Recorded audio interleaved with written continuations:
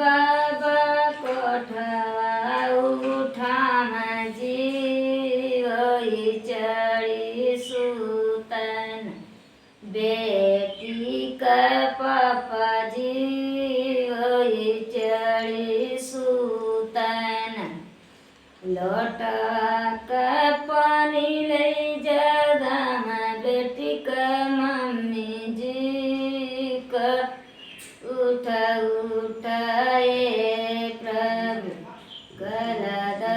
तुमनिया जी उठाए प्रभु तोरी दा तुमनिया दाना हमें ना सोदल जी कहू देला सब बेटी के दज जी कहू देला सब हाथिया चस देला घोड़ा पचस जी रईसन दिया देल डाले का सिंगार जी रईसन दिया देल कोठवा मिटिया पथई बाबा कोठवा उठा जी ओई चढ़ी सुतन बेटी का चाचा जी ओई चढ़ी सुतन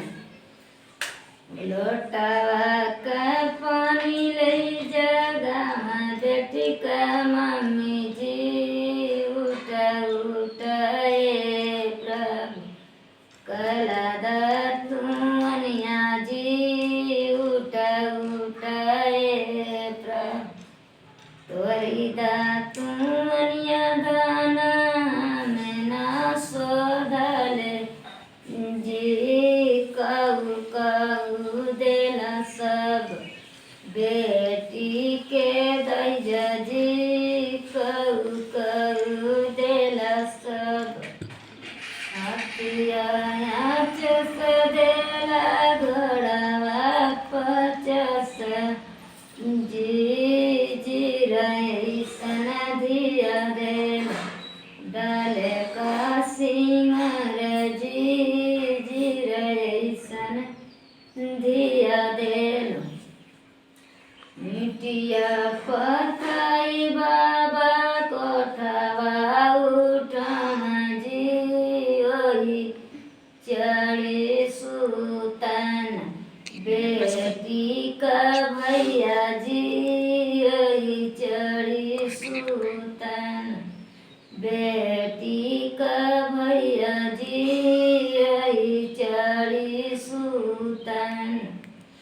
लोटवा का पानी ले जगह बेटी का भाभी जी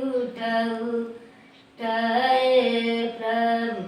कलदा तुमनिया जी उठाए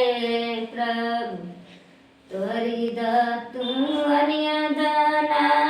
में ना सोदल जी कहू देला सब बेटी के दज जी कहू देला सब हथिया चस देला घोड़ा पचस जी रईसन बहिना देल डाला का सिंगार जी रईसन बहिना दे